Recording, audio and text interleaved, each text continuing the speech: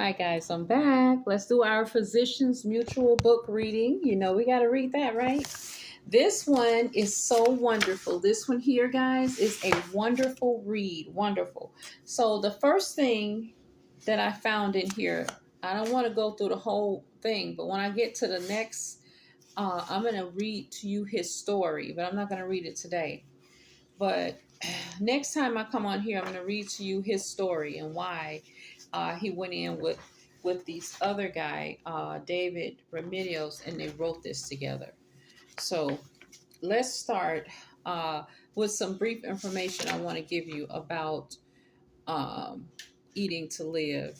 First, let me read you this scripture. I love this book because he reads from the scriptures, you know.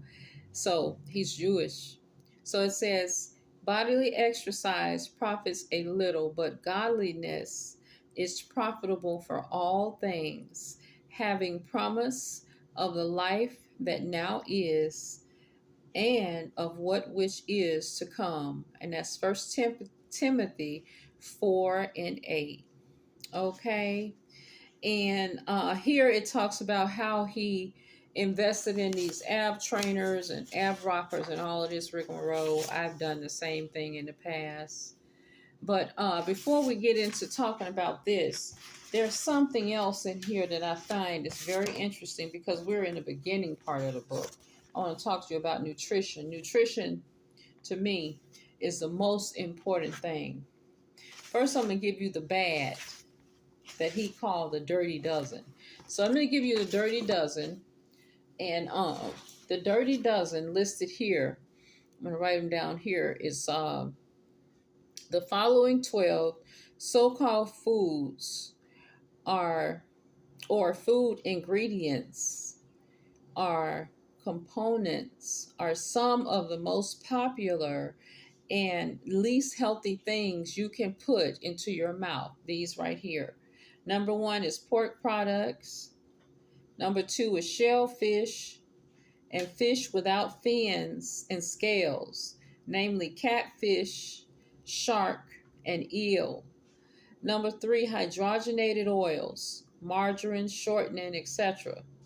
Number four, artificial sweeteners, aspartame, saccharin, and sucralose. That's number four.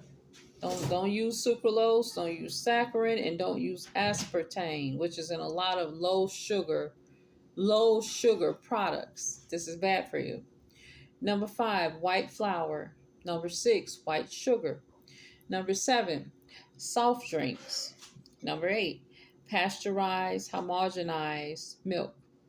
Number nine, corn syrup, high fructose corn syrup. Number 10, hydrolyzed soy protein, meaning imitation meats. Hydrolyzed soy protein is meats that they want to make it into a meat product. Don't eat that. Artificial flavors and colors, excessive alcohol, excessive.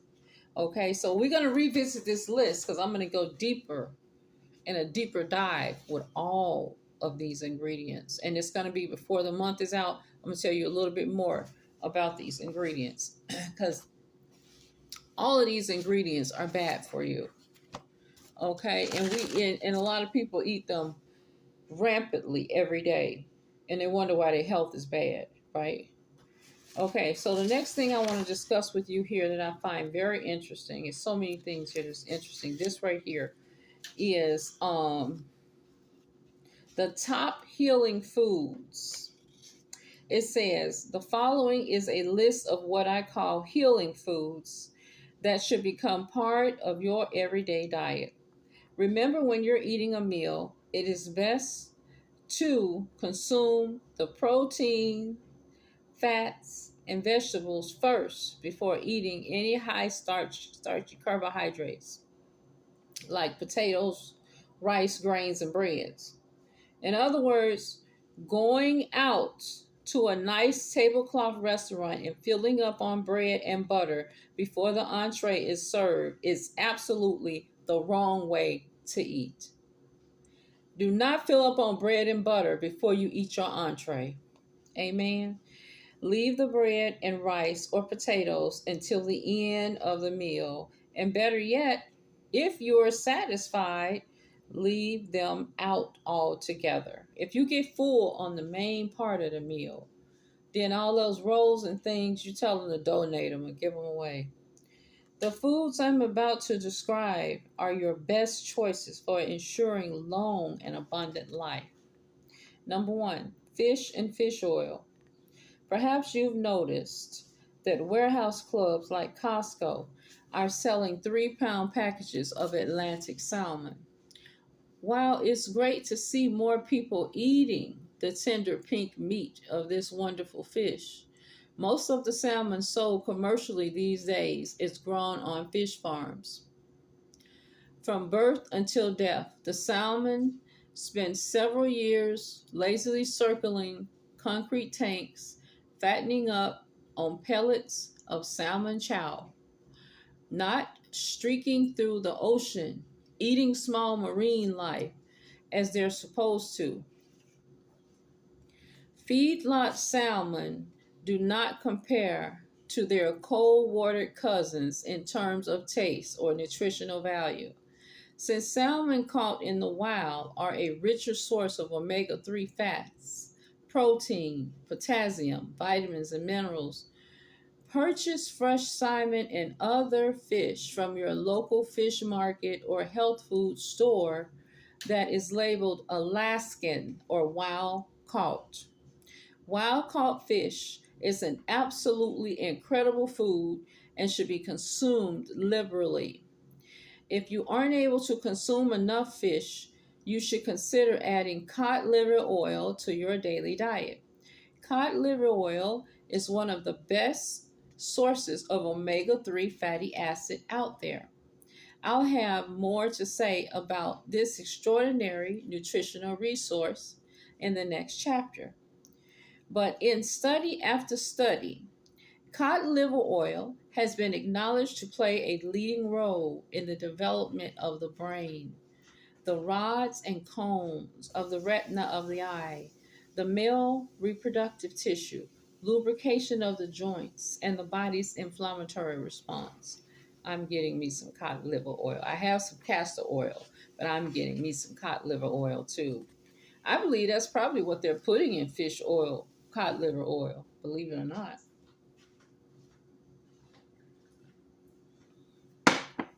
I got some condensed milk in there. Now, number two, this is the second best food that you can eat. This is number two. Cultured dairy from goats, cows, and sheep. Dairy products derived from goat milk, sheep milk can be healthier for some individuals than those from cows. Now, I don't like the taste of goat milk and sheep milk. I've had it, but it tastes like wow. It's a wild taste, and I don't really like it. But although dairy products from organic grass-fed cows can be excellent as well, now I've learned to be adopted to a cow milk taste, but a goat milk, like, some people call it raw milk, Now, let me keep reading here. I don't want to back up on it. Dairy products derived from goat milk and sheep milk can be the healthier for some individuals than those from cows. Although dairy product from organic or grass-fed cows can be excellent as well, as long as the dairy is non-homogenized. Goat's milk is less allergenic. You have to buy dairy milk non-homogenized. This is what they call in the raw milk. It's non-homogenized. Now, let's go back to here. It says goat milk is less allergenic because it does not contain the same complex protein found in cow's milk. Goat's milk contain higher amounts of medium chain fatty acids, MCFAs, than other milks and contains 7% less lactose than cow's milk. It's been said that raw or cultured goat milk fully digests in a baby's stomach in just 20 minutes, while pasteurized cow's milk take 8 hours. The difference lies in the goat's milk structure. Its fat and protein molecules are tiny in size, which allows for rapid absorption in the digestive tract. I do not recommend drinking 2% or skim milk, even though we're told that it's healthier for the body than the full fat version. The reason why this is that removing the fat make the milk less nutritious and less digestible and can cause allergies. And some don't drink low fat milk because it can cause allergies. Now, the third thing on here is olive oil. This is the third healthiest food. So far, we got through the fish and omega-3. We've got through all of the goat and cow products. Now we're on olive oil. This is the third healthiest food.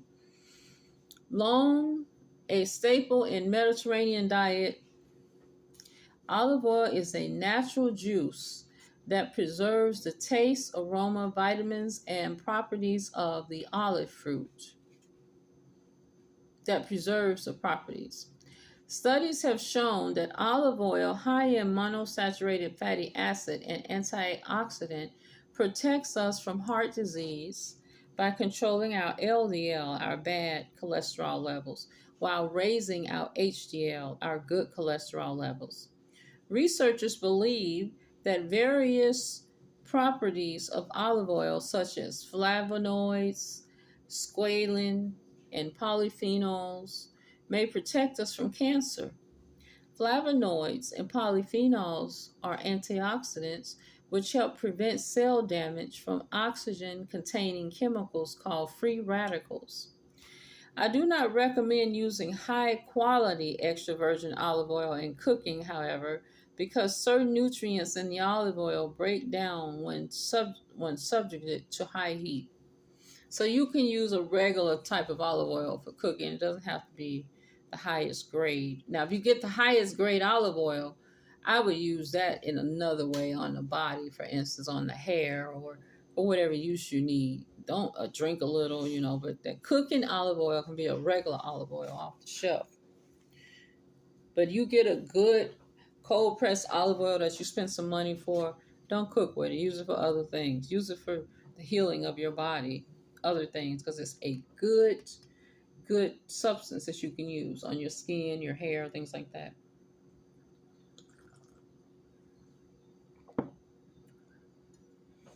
Now, it is very antimicrobial. Olive oil is very antimicrobial. You can even use it if you're dry in certain areas, but it has to be an excellent olive oil. Number 4, small fruits such as figs, grapes, and berries. This is the fourth great food. Small fruit. Figs, grapes, and berries. The next time you play Bible trivia, you'll know the answer to the question. What was the first fruit mentioned in the scripture? It was a fig, of course, Genesis 3 and 7. Whether eaters fresh or dried, figs are a good source of fiber and potassium, a mineral that helps control blood pressure. Many people are potassium deficient because they do not eat enough fruits and vegetables, and they consume high amounts of sodium found in processed foods. Low intake of potassium-rich foods plus high intake of sodium equal hypertension. Grapes are a wonderful source of fiber and antioxidant. Berries are true nutritional powerhouses. They are low in calories and among the highest antioxidant containing foods on the planet. Some scientists' evidence even suggests blueberries may prevent age-related memory loss. Make sure you wash them very well, and either vinegar or fruit wash, or just cold water, baking soda. Just clean your stuff off. Number 5, soap in stocks. Soups in stocks is number 5. Making yourself a good bone broth, some kind of soup. Okay. He says, sometime when I caught a cold, Mom served up a heaping helping of Jewish penicillin, otherwise known as homemade chicken soup. There is something about making zesty soup from scratch with fiber-rich vegetables such as celery, carrot, onion, and zucchini. Now that's good. Stocks, which are also broth, are extremely nutritious and swimming with minerals, cartilage, collagen, and electrolytes. Meat, fish, and chicken stock also contain generous amounts of natural gelatin an odorless, tasteless substance extracted by boiling bones and animal tissue. Easy to digest. Gelatin aids in digestion. Chicken stock, for example, is made mostly of chicken parts with a low flesh to bone ratio.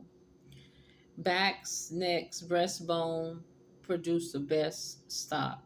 Stocks and broth are especially beneficial to people with intestinal disease because they are high in nutrients that the gastrointestinal tract can easily absorb. Keep the skin on, that's what I say. Skin is where it's at. Just make sure you wash and clean it good. Number 6, healthy saturated fats is the sixth highest food and best food for you.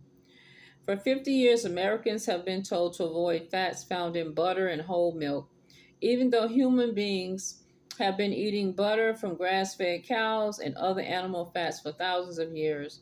Instead of these healthy saturated fats, our diets have increased in intake of polyunsaturated and hydrogenated fats, mainly because of the increased consumption of processed oils.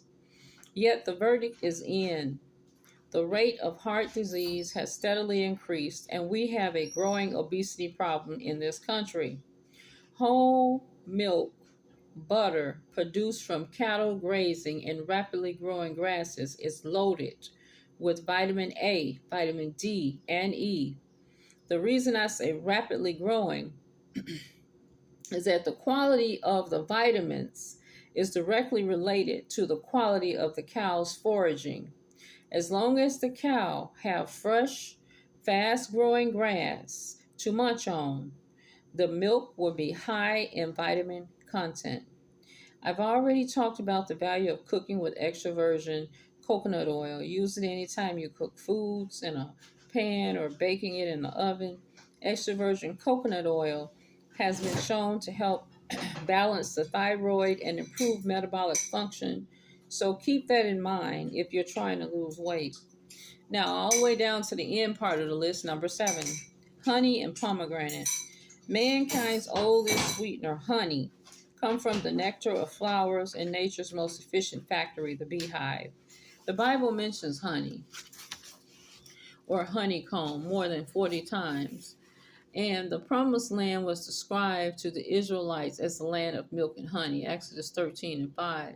After Jesus has risen from the dead, the first food he ate was boiled fish and some honeycomb, Luke 24:42. Another first-rate source of antioxidant, honey plays a role in the prevention of cancer as well as heart disease and wipes out the bacteria that causes diarrhea. It's best eaten the way God had the bees created, raw and unheated, which preserves the naturally occurring enzymes in bee pollen. The Bible refers to the pomegranate, which has 613 seeds, as the fruit of royalty. It is renowned for its antioxidant qualities. Now, number 8 of the list, we're getting on down here. Number 8 is soaked and sprouted seeds and grains. Some grains. Tasty foods rich in antioxidants are sprouted grains, seeds, and nuts, which retain their plant enzyme when they are not cooked. This process greatly helps digestion.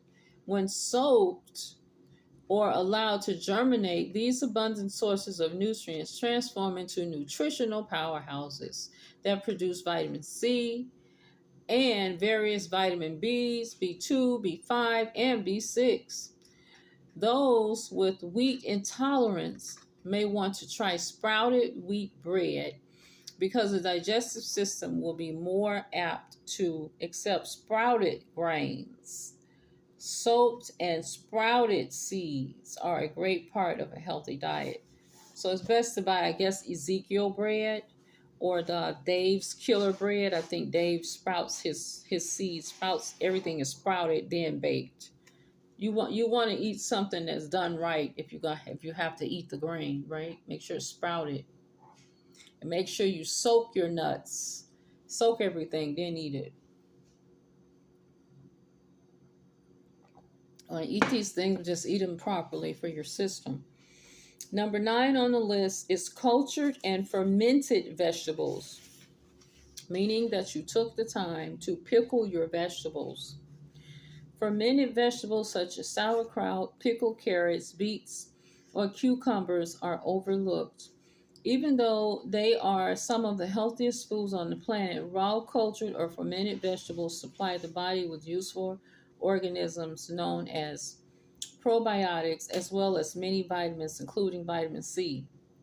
If you've never put a fork on any of these foods, I urge you to sample sauerkraut or pickled beets, which are readily available in the health food stores. Number 10 is organ meats. Here's another exotic, esoteric food that doesn't land on too many plates these days. Now, it says here,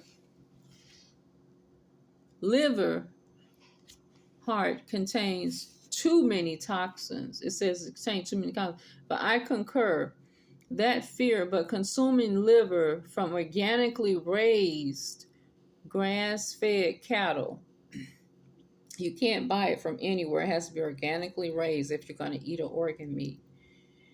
It mitigates those concerns in my mind by eating the most nutrient-dense parts of the cattle, such as the liver. You can consume nature's richest source of vitamin A, D, B6, B12, folic acid, iron, and various fatty acids. So it's okay to eat liver. Sometimes make sure that you research the source that you bought it from, because they're trying to say that the fear is that they contain too many toxins, because liver is what cleanses the blood of the cow. But I'm not gonna eat it. I was buying some liver back here, but I wasn't familiar with who the person was, so I felt kind of funny about eating it. You got to be familiar with the person that you bought it from, or the name on the package. Be familiar with, look it up, research it. Then you can eat their organ meats. Number 11, fermented vegetables. Few people have heard fermented vegetables such as kefir, grape cooler, natural ginger ale, kombucha, and kaveh, but they are worth checking out. They are well stocked in the health food stores and also in your grocer's health food aisle, or some of them may even be in the vegan aisle. Kombuchas, um, natural ginger ale. Natural ginger ale doesn't have the alcohol, just ginger ale.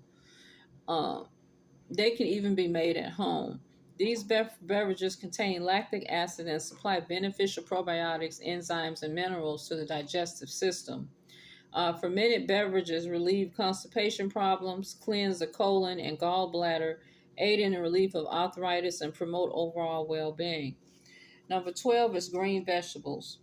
Right behind organ meats in nutrient density, green vegetables are radiant health in various hues of blue, purple, red, and yellow. When served farm fresh, green vegetables do not contain additives, preservatives, food colorings, or artificial flavorings. It's universally recommended that you eat 3 to 5 or more servings of these leafy greens if you can get them in. Greens contain large amounts of beta carotene, folic acid. They lower elevated blood levels of homocysteine, a known precursor of coronary heart disease. Folic acid can be destroyed in the cooking process, so green vegetables are best eaten raw, as in a salad, or lightly cooked or steamed. Lightly cook them, make a coleslaw or something out of them. Barely cook them. Yeah, cook them lightly in some oil, and chop them up and make you a coleslaw. Most canned vegetables should be canned, because the manufacturing process destroys the vitamins. You should not be eating canned vegetables. Only fresh vegetables, especially if you have access to fresh vegetables. People eating canned vegetables because of just being lazy and don't want to do the work, or they have it in the cabinet and don't want to spend the money. Canned stuff that you have is for when there's a crisis or a hard time. Then you say, I got some up there. If something happened in the store closed down and you have nothing else to eat, then you got to eat that, because that's all you have. It's for, you store it up for a crisis time. but you don't keep it just for everyday use. You know what I'm saying? Get some fresh vegetables because they're in the produce departments at most stores. Uh, if you're gonna eat them, I'm not really eating anything but coleslaw and pickle. But if you're gonna have something like that, get it fresh. Okay, you're always going to be better off eating fresh organic vegetables picked and packaged from the farm. See if it's got a farm stand name on it. I know that incorporating these foods I've been describing probably involve a whole new paradigm of eating, but I encourage you to take small steps. You will be glad you did because you will feel better and you will definitely live longer.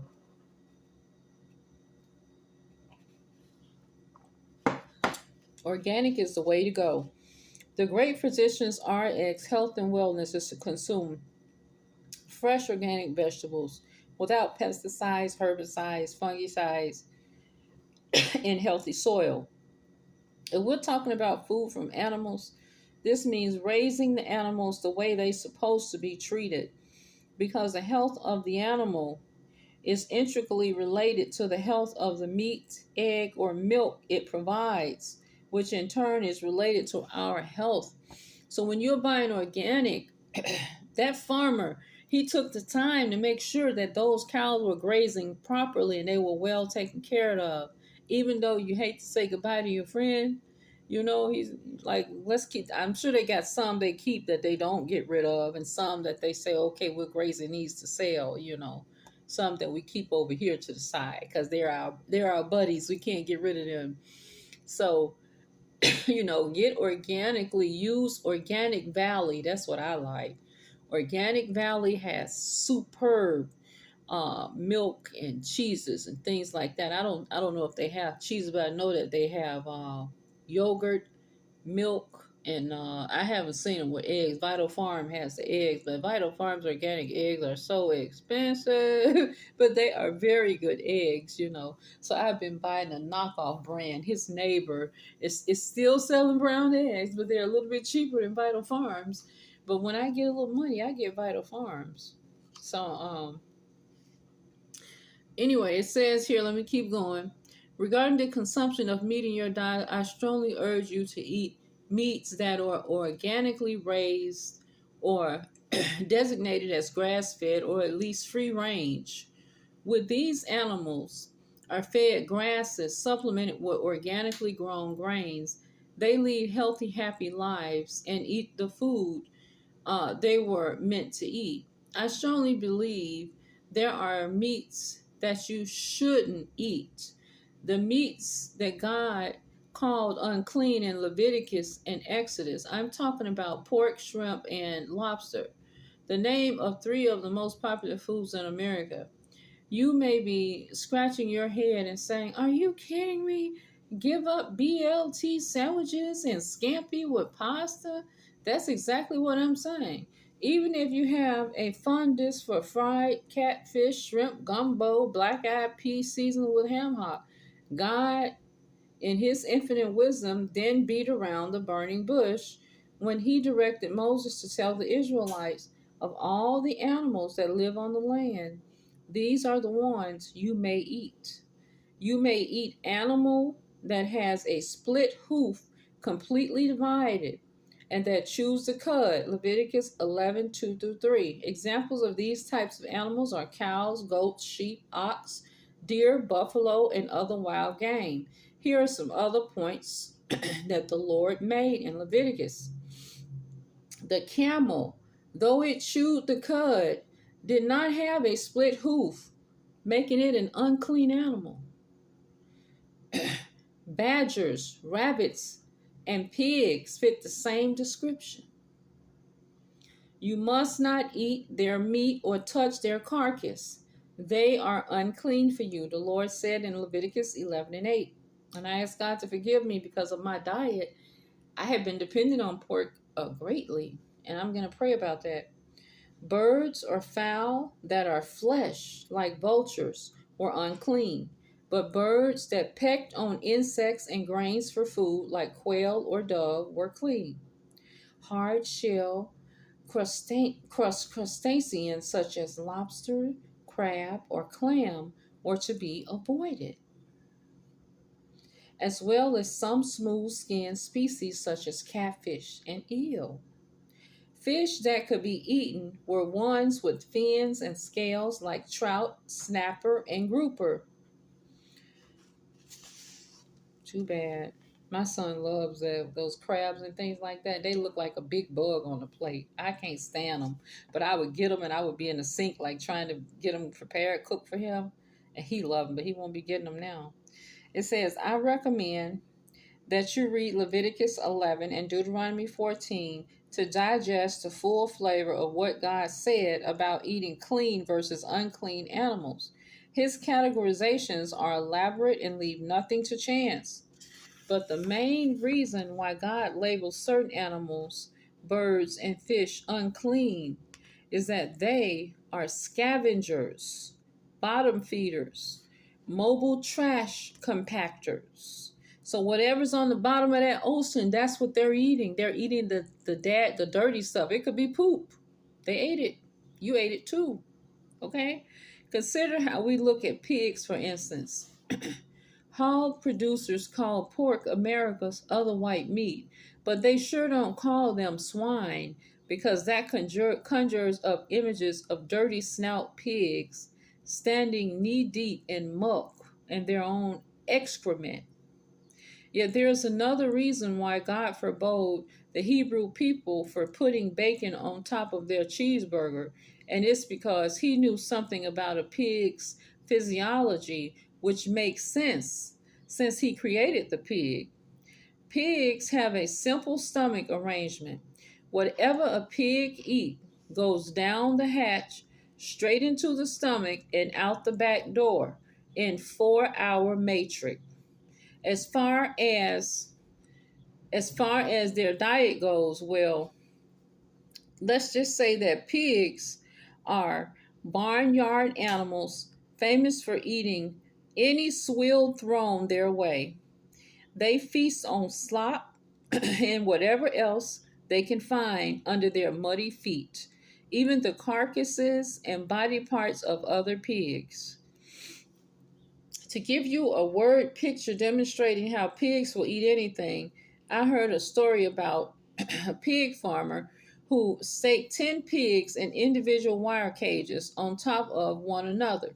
He fed the pig in the penthouse cage a normal diet and let the rest of the pigs eat the droppings from the pig above. Everyone survived just fine. Now compare the pig's digestive tract to that of the animals the Lord said the Israelites could eat. Animals that chewed the cud and had a split hoof included cow, goat, sheep, oxen, deer, buffalo, and so forth. These animals made the Creator's all-star list because they essentially have 3 or 4 stomachs. The alimentary canal, let me spell it alimentary, canal, the stomach, a secondary cud receptacle to wash and rinse their vegetarian-based diet. Instead of speedy 4-hour to digest their food, these clean animals take a leisurely 24-hour to digest. They take 24 hours to digest their food, a whole day. Okay? Another point is that the Hebrew words used to describe unclean meat can be translated as foul, polluted, and putrid, the same term used to describe human waste. I believe God was quite serious when he directed us to keep unclean meats at arm's length. Don't think that the Lord banned pork for the Israelite diet because they lacked refrigeration in those days, or that storing ham, bacon, and baby back ribs in a cool environment makes them safe for modern day consumption. And don't think that we now have ways to make pig healthy, because we don't. I know some farmers are now producing organic pork, which sounds like an oxymoron, but God excluded them because they are unclean animals and unfit for human consumption. Why did he give us these rules? The answer is contained in Leviticus 11:43 through 44. Do not defile yourselves by any of these creatures. Do not make yourselves unclean by means of them, or be made unclean by them. I am the Lord your God. Consecrate yourselves and be holy, because I am holy. Another verse, Deuteronomy 14:2, NKJV, is also pertinent. You are a holy people to the Lord your God, and the Lord has chosen you to be a people for himself, a special treasure above all the people who are on the face of the earth. He's saying that he wants us holy or separate from the world. So he has given us distinctions in what we should and shouldn't eat. God knew that lobster, crab, shrimp, and catfish are bottom feeders. They troll along the seabed or lake bed, sustaining themselves on, for the lack of better term, fish droppings. The good news is that they purify water. The bad news is that their diet is gulping, you know what? The gulping poop. Whatever they consume goes straight into their system, which explains why scientists measure pollution in the water by checking the flesh of crabs, clam, lobster for toxin levels. They measure what's going on in the water by the skin of these fish that you're not supposed to eat.